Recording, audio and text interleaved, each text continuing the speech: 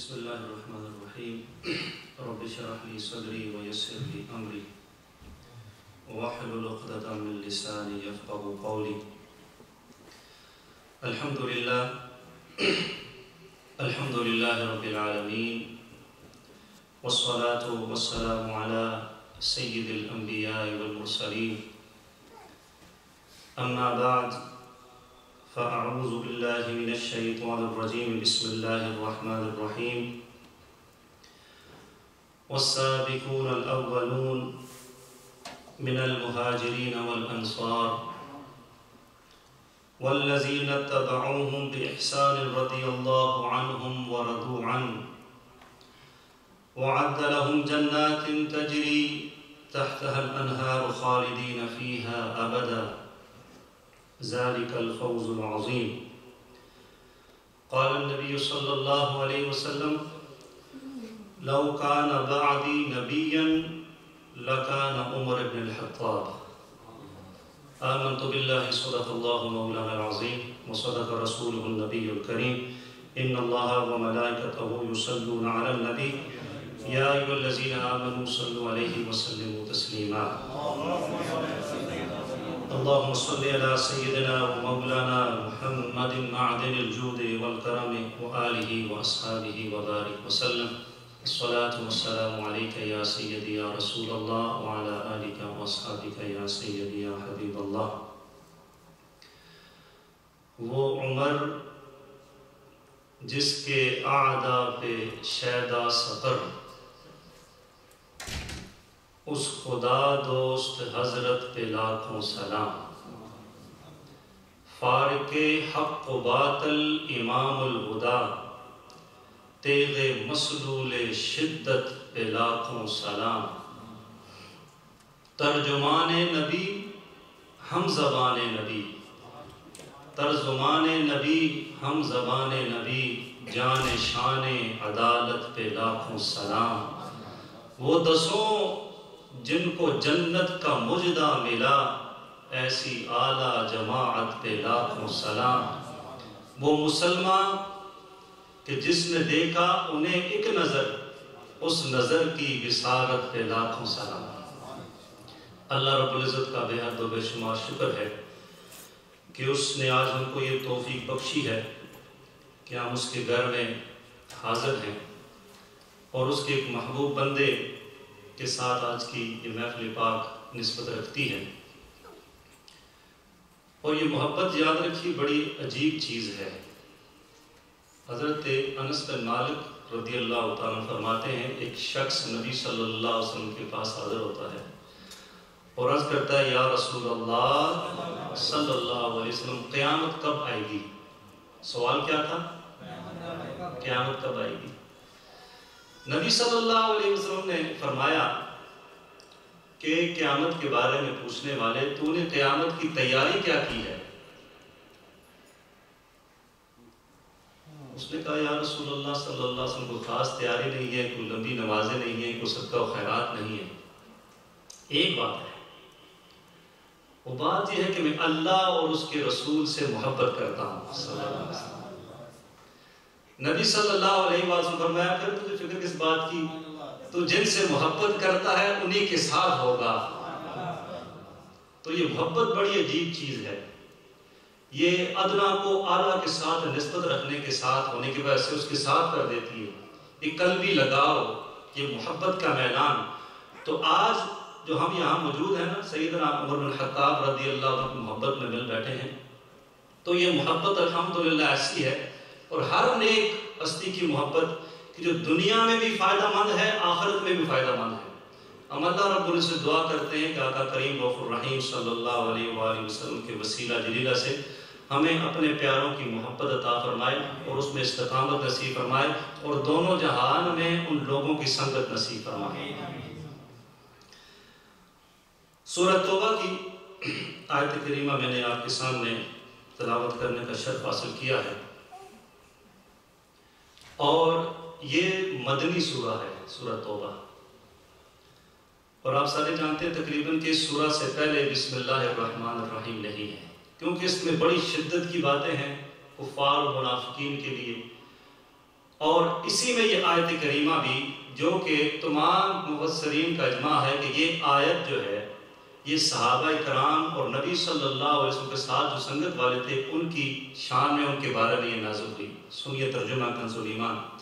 والسابقون الاولون من المہاجرین والانصار، اور سب میں اگلے پہلے مہاجر اور انصار۔ مہاجر وہ تھے جو کہ مکہ مکرمہ سے ہجرت کر کے مدینہ منورہ کے، وہ مہاجر، اور انصار کو انصار اس لیے کہتے ہیں، انصار بمعنی مدد کرنے والا، تو انہوں نے مدد کی تھی، اس لیے جو مدینہ منورہ کے رہنے والے صحابہ تھے ان کو انصار کہتے ہیں، جو ہجرت کر کے گئے تھے ان کو مہاجر کہتے ہیں۔ تو اللہ رب العزت نے دونوں کا ذکر کیا، جو ہجرت کر کے گئے، جو پہلے والے ہیں وہ جو شروع میں ایمان لانے سے پچھلی دفعہ میں نے آپ کی بارگاہ میں عرض کیا تھا سارے تفصیل اس بارے میں کہ پہلے کون لے کے آیا، پھر کون لے کے آیا، اور کون افضل ہے، پھر کون افضل ہے۔ تو یہاں اللہ نے ذکر فرمایا اور ساتھ فرمایا والذین تبعوہم بإحسان رضی اللہ عنہم ورضوا عنہ، اور جو بھلائی کے ساتھ ان کے پیرو ہوئے، جو پہلے ایمان لے کر آئے وہ لوگ، چاہے وہ مہاجرین میں سے ہیں یا انصار میں سے جو شروع والے تھے فتح مکہ سے پہلے، اور اس کے بعد بھی جو بھلائی کے ساتھ جنہوں نے ان کو فالو کیا، ان کے پیرو ان کے پیچھے پیچھے چلے، رضی اللہ عنہم ورضوا عنہ، اللہ ان سے راضی، وہ اللہ سے راضی۔ یہ جو امپورٹنٹ چیز ہے نا، اس کائنات میں جو اللہ پر ایمان رکھتا ہے اس کی یہ چاہت ہوتی ہے کہ اللہ اس سے راضی ہو جائے، اور نمازی اس لیے پڑھتا ہے کہ اللہ راضی ہو جائے، زکوٰۃ دینے والا زکوٰۃ کس لیے دیتا ہے؟ اللہ راضی ہو جائے، حج کرنے والا حج کس لیے کرتا ہے؟ اللہ راضی ہو جائے، روزہ رکھنے والا روزہ کس لیے رکھتا ہے؟ اللہ راضی ہو جائے۔ ہم آج کس لیے آئے ہیں؟ بولے کس لیے آئے ہیں؟ اللہ راضی ہو جائے۔ لیکن ان خوش نصیبوں کی شان دیکھیے، اب ہمیں معلوم نہیں اس بات کا کہ میں ساری زندگی نمازیں پڑھتا رہا ہوں، صدقہ و خیرات کرتا رہا ہوں، میرے پاس کوئی گارنٹی نہیں ہے نا آپ کے پاس کہ اللہ ہم سے راضی ہو گیا۔ لیکن ان خوش نصیبوں کی شان دیکھیے، وہ صحابہ کرام، اللہ نے ایک مہر ثبت فرما دی، قرآن میں ذکر فرما دیا کہ اللہ ان سے راضی ہو گئے اور وہ اللہ سے راضی ہو گئے، اور فرمایا وَعَدَّ لَهُمْ جَنَّاتٍ تَجْرِي تَحْتَهَا الْأَنْهَارُ، اللہ نے فرمایا اللہ ان سے راضی اور وہ اللہ سے راضی، اور ان کے لیے تیار کر رکھے ہیں وہ باغ جن کے نیچے نہریں بہیں، خالدین فیہا ابدا، ہمیشہ ہمیشہ ان میں رہیں، ذالک الفوز العظیم، یہ بڑی کامیابی ہے۔ ایک بات بدل گئی، ہم جس مرضی گول کو اچیو کرنے کو بڑی کامیابی کہیں، لیکن بڑی کامیابی اللہ کی رضا ہے۔ اللہ راضی ہو گیا تو سب سے بڑی کامیابی اسی کو کہیں گے۔ اب آتے ہیں سیدنا امیر المؤمنین حضرت عمر بن خطاب رضی اللہ تعالیٰ کے بارے میں چند انفارمیشن آپ کے سامنے پیش کرتا ہوں۔ نسب، حضرت فاروق اعظم کا جو نسب ہے وہ 9ویں پشت پر جا کر نبی صلی اللہ علیہ وسلم کی نسب کے ساتھ مل جاتا ہے۔ حضرت کعب بن لوئی رضی اللہ عنہ، جو آقا کریم صلی اللہ علیہ وسلم کے بابا اجداد میں کعب بن لوئی ان کا نام ہے، ان پر جا کر حضرت عمر بن خطاب رضی اللہ عنہ کا جو نسب ہے وہ نبی صلی اللہ علیہ وسلم کے ساتھ مل جاتا ہے۔ اور یہ ساری قریش کے شاخیں ہیں۔ قریش کے جتنے بھی قبیلے تھے سب سے زیادہ عظمت والا اور وقار والا اور مقام والا قبیلہ بنو ہاشم کا تھا، جو کہ نبی صلی اللہ علیہ وسلم کا قبیلہ ہے۔ خلفائے راشدین میں اس قبیلے سے صرف حضرت مولا کائنات ہیں۔ اس کے بعد جو قبیلہ دوسرے نمبر پر تھا شان کے اعتبار سے، مقام کے اعتبار سے، وہ بنو امیہ کا قبیلہ تھا، اور خلفائے راشدین میں حضرت عثمان غنی کا تعلق بنو امیہ سے ہے۔ اس کے بعد بنو تیم کا قبیلہ تھا اور سیدنا صدیق اکبر کا تعلق اس قبیلے سے ہے۔ بنو عدی کا تعلق، بنو عدی میں عمر بن خطاب کا تعلق اس قبیلے سے بنو عدی سے تھا۔ بنو عدی کا مقام ظاہری طور پر اتنا بڑا نہیں تھا کہ جو ان بڑے بڑے قبیلوں کے ساتھ نہ اس کی تعداد زیادہ تھی، لیکن انہوں نے کیا کیا، انہوں نے پڑھنا لکھنا شروع کیا، مہارت حاصل کی لرننگ میں، اور جہاں بھی سفارت کا کام کیا جاتا، سفیر کے طور پر بھیجا تھا، تو میں بنو عدی سے لوگوں کو سفارت کے لیے بھیجا۔ آپ کو پتہ ہے سفیر بڑا امپورٹنٹ چیز ہوتی ہے، اس کی سپیچنگ سکل بھی ہونی چاہیے، اس کو ہر حالات کا جائزہ بھی لینا چاہیے، تو اس کام نے، اس سفارت کے کام نے بنو عدی کو ایک ممتاز حیثیت دی تھی، اور فاروق اعظم کا تعلق اسی بنو عدی سے ہے۔ اب آپ کی ولادت عام الفیل، جب ہاتھیوں کا واقعہ ہوا، اس ہاتھیوں والا واقعہ اس عام الفیل کہتے ہیں، اس سے 13 سال بعد حضرت فاروق اعظم کی ولادت باسعادت ہوئی۔ اب اسلام قبول کرنے کا مشہور واقعہ تقریباً آپ نے بار بار سنا ہے، اور پہلے ایسا ہوتا ہے، پرانا دور تھا، سے 15-20 سال پہلے اتنی کمیونیکیشن نہیں تھی، تو ایک سپیچ ہوتی تھی، بندہ تیار کرتا تھا، لوگ سوسی سے آتے تھے، سنتے تھے۔ آج تو شیخ گوگل موجود ہے، ہر کسی کے پاس سرچ کیا، یوٹیوب موجود ہے، فیس بک موجود ہے، جو کسی کو نہیں پتہ ہوتی وہ بھی حدیث وہاں پہ موجود ہوتی ہے بندے کو انفارمیشن اس کو آگے بھیجنے کے لیے، اور وہ واقعہ الحمدللہ آپ سنتے ہی رہتے ہیں۔ ایک بہت امپارٹنٹ خصوصیت جو اسلام قبول کرنے کے حوالے سے فاروق اعظم کو ملی وہ یہ ہے، اور اس کو ہمارے ہاشمی میں بڑے پیارے انداز میں بیان کرتے ہیں۔ وہ کہتے ہیں کہ اس وقت 2 ایسے بندے تھے قریش میں جو خلاف تھے اسلام کے، اور وہ بہت سخت تھے، ان میں ایک ابو جہل تھا اور ایک حضرت عمر تھے، اور ابو جہل کسی سے نہیں ڈرتا تھا۔ اگر ابو جہل بھی ایسا بدماش بنتا کہ کسی سے ڈرتا تھا، وہ حضرت عمر بن خطاب سے ڈرتا تھا۔ عمر بن خطاب بیت اللہ کو پیٹھ لگائے بیٹھے ہیں، ایک شخص آتا ہے، کہتا تمہیں پتا ہے 39 مرد مسلمان ہو گئے ہیں۔ کتنے مرد؟ 39 مرد مسلمان ہو گئے۔ حضرت عمر بن خطاب نے سنا نا تو آپ نے تلوار نکالی اور کہا 40واں نہیں ہونے دوں گا۔ ہاشمی یہ کہتے ہیں، آج بھی بہت لوگ کہتے ہیں 40واں نہیں ہونے دوں گا۔ حضرت عمر بن خطاب اٹھے اور تلوار کو لہرایا اور کہا 40واں نہیں ہونے دوں گا۔ اور رب کی رحمت دیکھیں، اللہ کی رحمت و کرم سے ادھر نبی صلی اللہ علیہ وسلم نے بدھ کو دعا مانگی۔ یہ جمعرات کا دن ہے، بدھ کے دن عائشہ صدیقہ رضی اللہ تعالیٰ عنہ فرماتی ہیں کہ آقا کریم رؤوف الرحیم صلی اللہ علیہ وسلم نے دعا مانگی، اور دعا کیا تھی؟ اللہم اعز الاسلام بعمر، اے اللہ عمر کے ذریعے سے اسلام کو عزت عطا فرما۔ اور امام اہل سنت نبی صلی اللہ علیہ وسلم کی دعا کے بارے میں کیا کہتے ہیں؟ اجابت نے جھک کر گلے سے لگایا، بڑی ناز سے جب دعائے محمد، اجابت کا صحرا عنایت کا جوڑا، دلہن بن کے نکلی دعائے محمد صلی اللہ علیہ وسلم۔ سارے کہہ دیں صلی اللہ علیہ وسلم۔ اب 40واں نہیں ہونے دوں گا، اور کیا پتہ 40واں خود ہو جائیں گے۔ وہاں سے نکلے جوش میں، رستے میں ساتھی میں اس نے کہا پتہ ہے کدھر جا رہا، راستہ خطرناک ہے، آج صفایا کر دینا ہے، کام ختم کر دینا ہے۔ کہ گھر کی خبر لو، بہن اور بہنوئی دونوں مسلمان ہو چکے ہیں۔ انہوں نے کہا اچھا ادھر سے پہلے یہاں سے نمٹ لوں۔ گھر گئے، اور جب باہر سے کان لگا کے سنا تو اندر تلاوت ہو رہی تھی سورہ طٰہٰ، اور سورہ طٰہٰ جو ساتھی اعتکاف والی بھی ہے، میں نے آپ بتایا تھا، جنت میں جب تلاوت ہوگی اور نبی صلی اللہ علیہ وسلم رب تعالیٰ فرمائے گا میرے محبوب تلاوت قرآن کیجئے، تو نبی کریم رؤوف الرحیم صلی اللہ علیہ وسلم ایک سورہ یاسین تلاوت کریں گے اور ایک سورہ طٰہٰ تلاوت کریں گے۔ تو عمر بن خطاب جب اندر آئے، کیا پڑھ رہے ہو؟ وہ ڈر گئے، روب اتنا تھا، اور اس وقت عمر بن خطاب بالکل این شباب 27 ایئر اولڈ، جنگ بالکل 27 سال عمر، اور آپ پہلوان تھے وقت کے۔ جب یہ میلے لگتے تھے مکہ مکرمہ میں تو جو چوٹی کے لوگ، شاعر چوٹی کا ہوتا ہوا کہ وہاں پہ اپنا کلام پیش کرتا تھا، مقرر چوٹی کا ہو کے آگے اپنا فن وہاں پیش کرتا تھا، اور جو بڑے بڑے پہلوان ہوتے تھے وہ آگے وہاں دنگل میں حصہ لیتے تھے۔ عمر بن خطاب ان پہلوانوں میں حصہ لیتے تھے اور ون ہوتے تھے، اور بڑی اچھی جان تھی۔ تو بہن اور بنوئی دونوں پریشان، کیا کریں، پر بات بات کیا پڑھ رہے ہو؟ بہت مارا کہ آباء و اجداد کا دین چھوڑ دیا، لیکن فرمایا پھر دل میں وہی دعا کا اثر آہستہ آہستہ ہو رہا ہے۔ فرمایا کیا پڑھ رہے ہو؟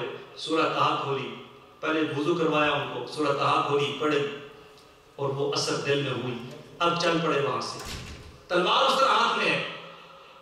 دار ارقم میں آقا کریم رؤوف الرحیم صلی اللہ علیہ وسلم موجود ہے صحابہ کے ساتھ، اور حضرت عمر بن خطاب بڑے زور و شوق سے آ رہے ہیں، ہاتھ میں تلوار ہے۔ جب صحابہ نے دیکھا تو سب پر ہیبت آ رہی ہوگی. تمام صحابہ اس وقت. حضرت امیر حمزہ رضی اللہ تعالیٰ عنہ, آپ 2 دن پہلے اسلام قبول کیا تھا. کون امیر حمزہ؟ کون؟ حضور پاک کے چچا. وہ کیا میں مدینے چلا, میں مدینے, میرے حمزہ پیا. وہ احد کی زمین جس کے اندر مکی, میرے حمزہ پیا میں مدینے چلا. امیر حمزہ نے کہا کس بات کا ڈر ہے؟ آپ نے بھی تلوار نکال لی اور کہا اگر عمر خیر سے آیا تو پھر خیر ہے, اور اگر ارادے خطرناک ہے تو پھر اسی کی تلوار سے اس کا کام تمام ہے. یہ امیر حمزہ ہیں, یہ اسد اللہ ہے, وہ اسد رسول ہے. یہ وہ ہیں جو اللہ کے شیر ہیں, وہ عام شیر نہیں, اللہ کا شیر. اور یہ وہ ہیں جو رسول اللہ کے شیر ہیں. یہ امیر حمزہ ہیں. عمر بن خطاب آتے ہیں, دروازے پہ ناک ہوتی ہے. دروازے پہ ناک, نبی صلی اللہ علیہ وسلم پر ہاتھ اٹھاتے ہیں دعا کے لیے.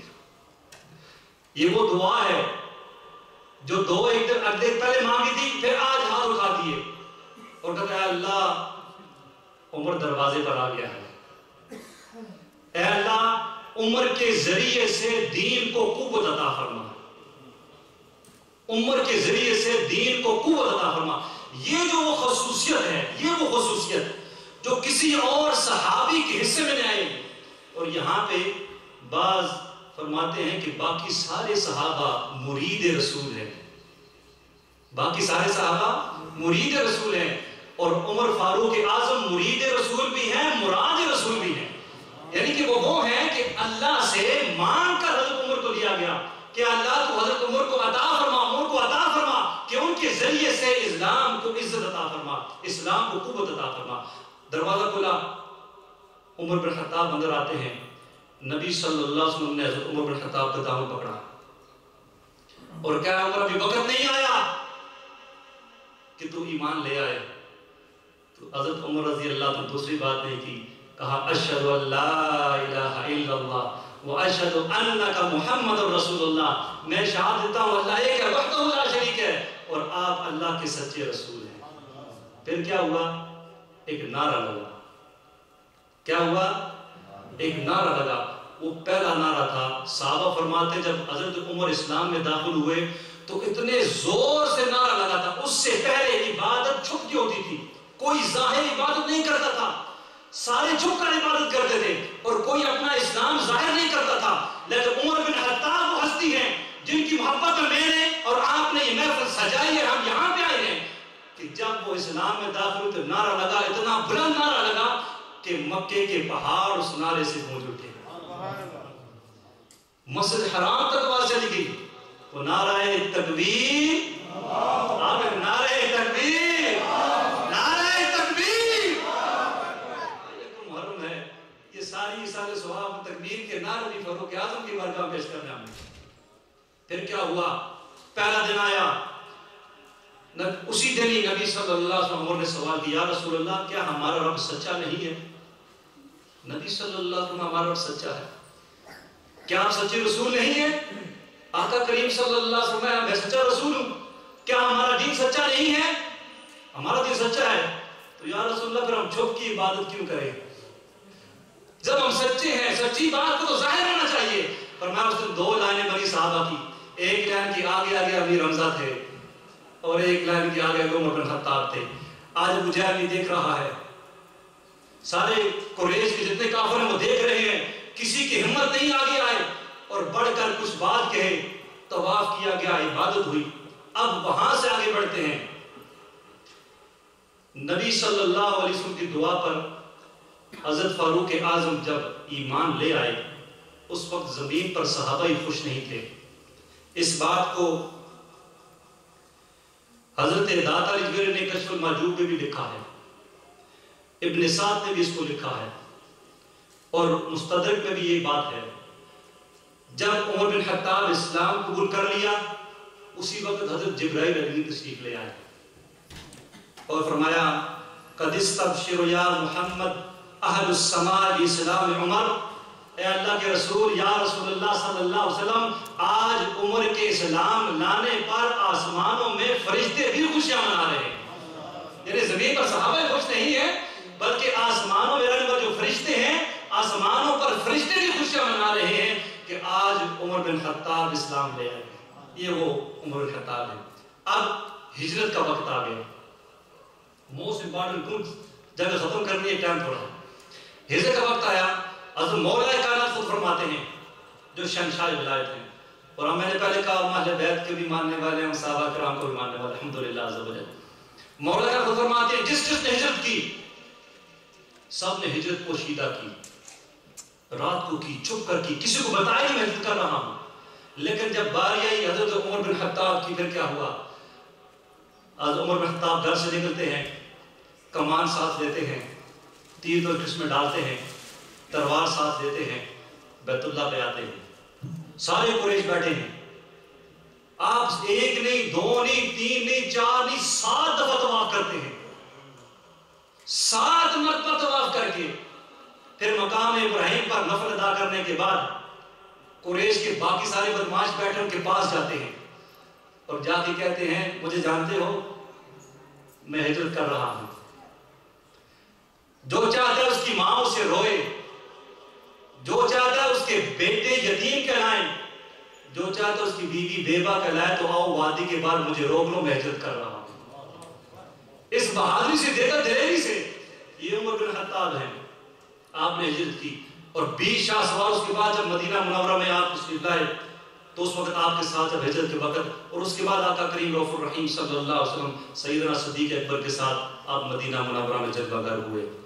اب اس کے بعد چند فضیلت میں حضرت فاروق اعظم کی احادیث پاک، ایک حدیث اس کو امام بخاری نے نقل کیا ہے اور ترمذی کی حدیث پاک ہے، اور اس میں بہت سے رموز ہیں، لیکن میں اس طرف جب علم غیب کی بات آئے گی تو پھر میں وہ چھیڑوں گا انشاءاللہ۔ آج اس طرف میں توجہ نہیں دلاؤں گا، صرف آج فضیلت اور وہ بھی آقا کریم رؤوف الرحیم صلی اللہ کی زبان مقدس سے۔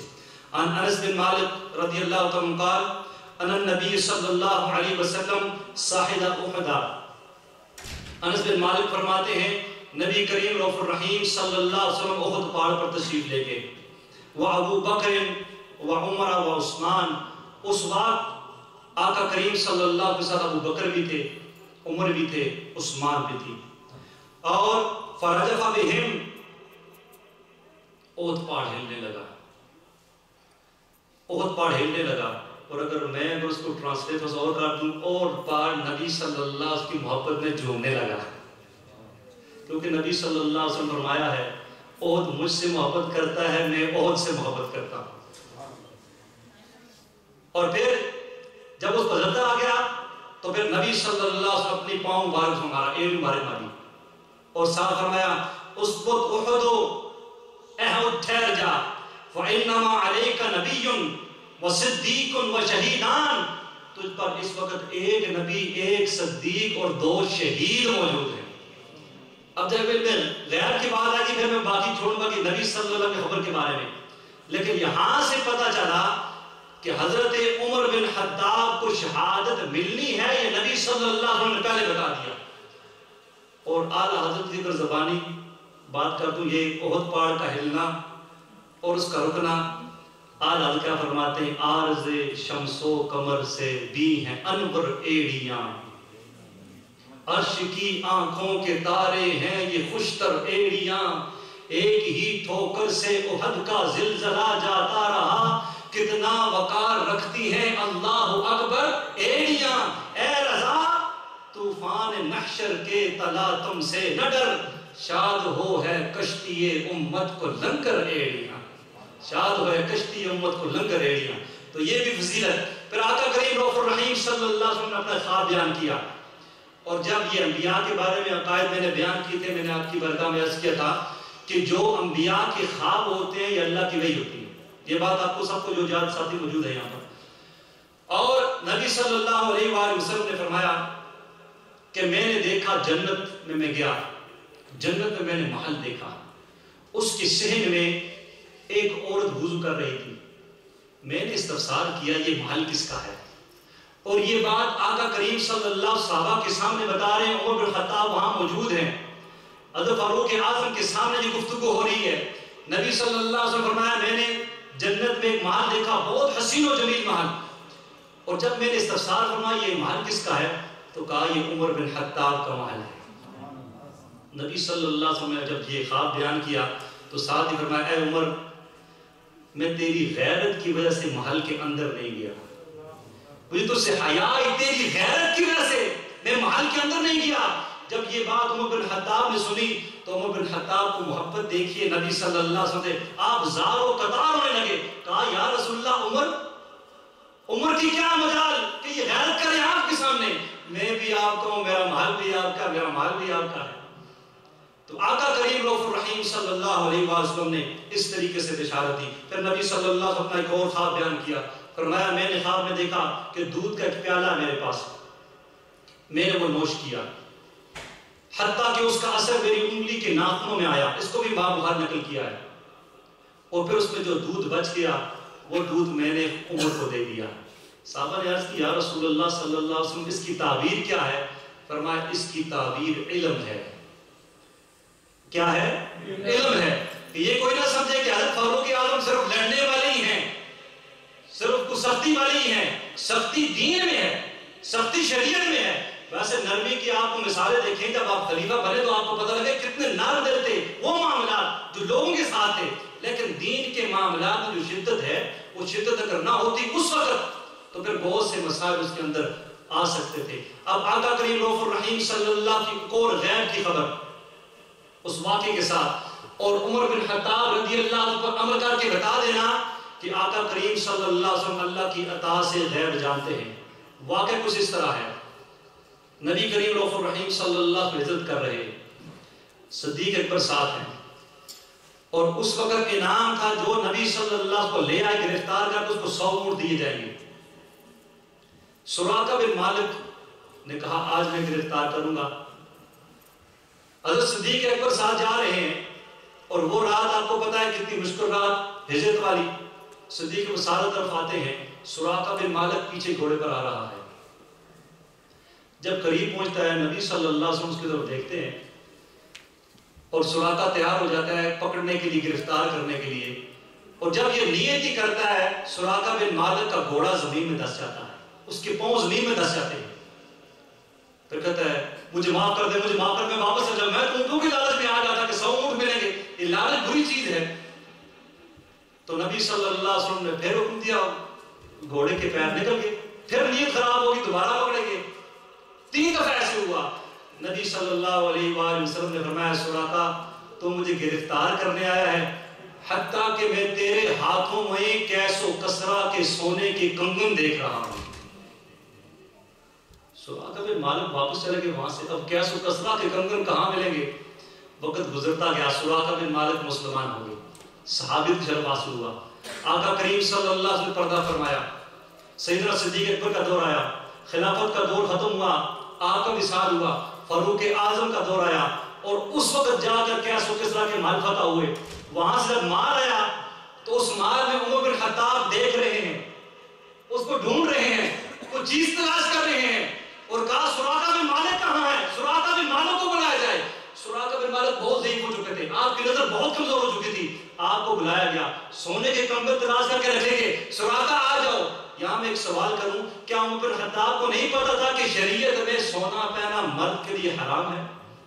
حرام ہے نا مرد کے لیے، لیکن کیونکہ نبی صلی اللہ علیہ وآلہ وسلم کی وہ خبر، کیا سراقہ تیرے ہاتھ میں سونے کے کنگن دیکھ رہا ہوں، اور فاروق اعظم کو پتا تھا کہ یہ آقا کریم رؤوف الرحیم صلی اللہ علیہ وسلم کا فرمان پورا ہونا ہے، کیس و کسرا کو ہم نے فتح کرنا ہے، وہاں کے مالدار سے چیزیں آنی ہیں، اس میں اس بادشاہ کے سونے کے کنگن ہونے ہیں، اور سراقہ کو میں نے پہنانے ہیں۔ جب آئے سراقہ، حضرت عمر بن خطاب نے اپنے ہاتھوں سے وہ کنگن سونے کو ان کو بنائے۔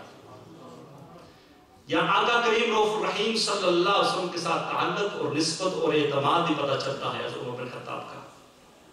اب بہت سی ایسی چیزیں ہیں جو بیان کرنی ہیں، لیکن یہاں پر وقت کی قلت ہے۔ حضرت فاروق اعظم رضی اللہ تعالیٰ عنہ، آپ نے جو چیزیں ایسی آپ کو آج بتاؤں گا ایک دو کہ آپ ہو سکتا ہے پہلے آپ کو معلوم نہ ہو کہ جو آپ کے مطابق رائے کے مطابق وہ شروع ہوئی. فار ایگزامپل آزان ہے. جب آزان کا وقت پہلے آزان نہیں کی تو سب صحابہ موجود تھے.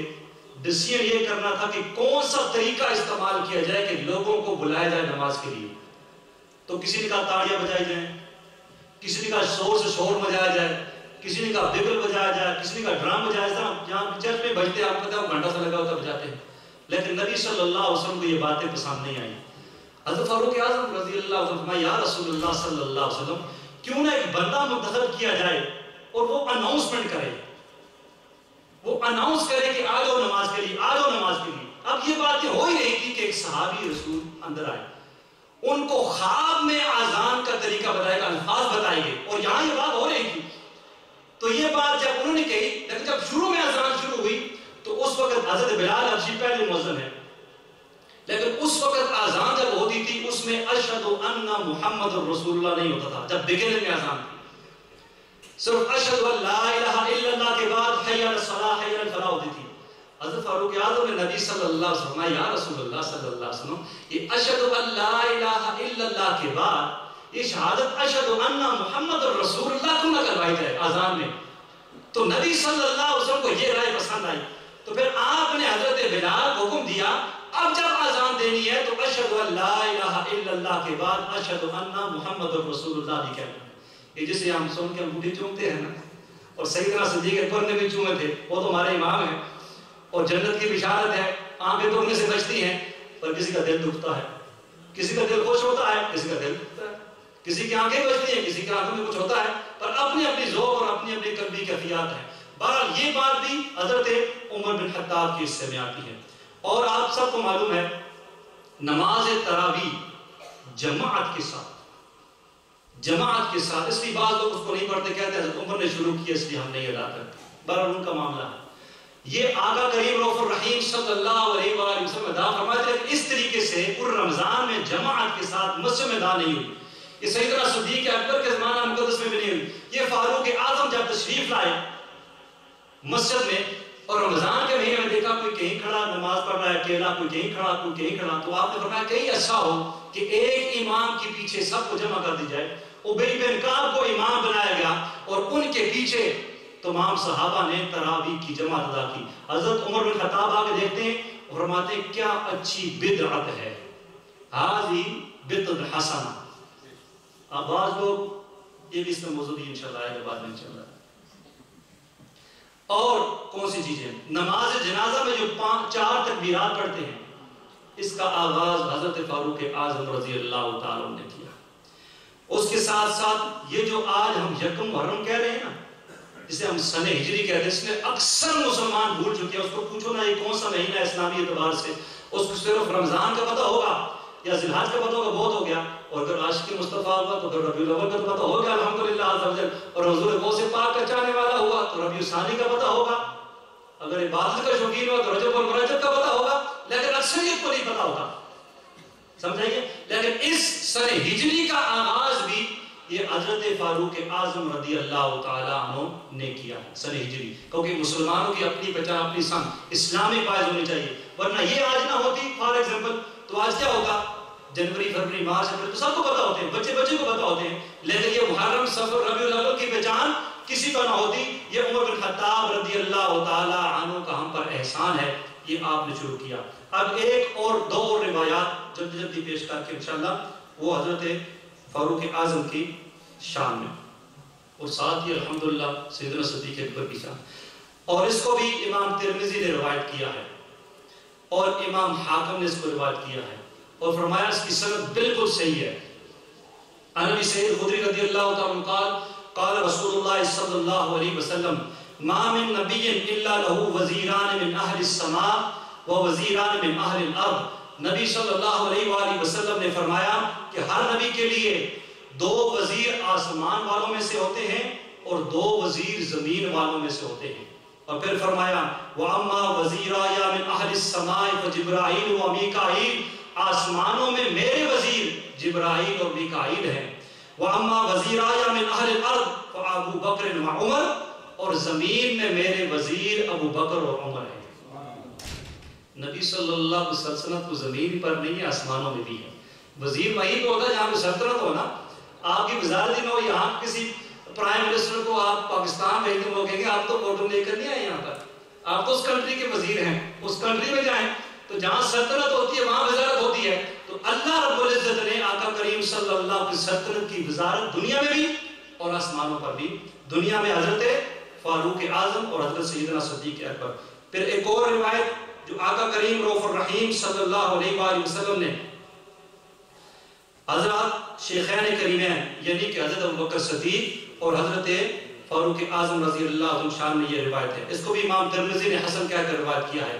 انس بن مالک اس کو روایت کرتے ہیں، قال رسول اللہ صلی اللہ علیہ وسلم لأبی بکر و عمر رضی اللہ تعالی عنہما هذان سیدہ کہول اہل الجنہ من الاولین والآخرین الی النبیین والمرسلین۔ نبی صلی اللہ علیہ وسلم نے فرمایا ابو بکر اور عمر رضوان اللہ تعالی علیہ مجمعین یہ دونوں انبیاء و مرسلین کے علاوہ اولین و آخرین میں تمام اور 1.5 عمر کے لوگوں کے سردار ہیں۔ جنت میں لوگ چلے جائیں گے، اب جنت میں سوال پیدا ہو سارے تو جوان ہوں گے، یہی بات ہے۔ جنت کے بیان میں آپ نے سنا کہ جنت میں جوان ہو گے، تو یہ تو پھر کس بات کی فضیلت ہوگی کہ نبی صلی اللہ علیہ وسلم جو عمر رسیدہ لوگ ہیں یہ ان کے سردار ہیں، تو جنت میں سارے کے سارے تو نوجوان ہوں گے۔ یہ آپ کو پلیکا دے سکتا ہے، پلیکا میری زبان پر ٹرک کر سکتا ہے، اس کا جواب بھی سنتے جائیں۔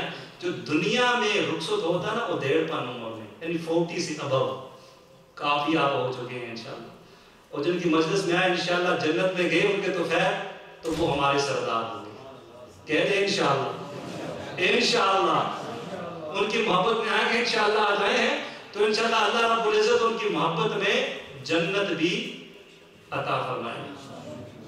اللہ رب العزت دعا کہ آقا کریم رؤوف الرحیم صلی اللہ علیہ وسلم وسیلہ سے آج کی یہ ساری مجلس پاک اپنی برگاہ میں قبول و منظور فرمائے، اور اس محفل کو دونوں جہانوں میں ہمارے لیے بڑائی اور نور کا ذریعہ بنائے۔ جزاک اللہ خیر۔ محسن جان ایک خوبصورت سا حلقہ جس طرح خود خوبصورت ہے بنا، جزاک اللہ خیر۔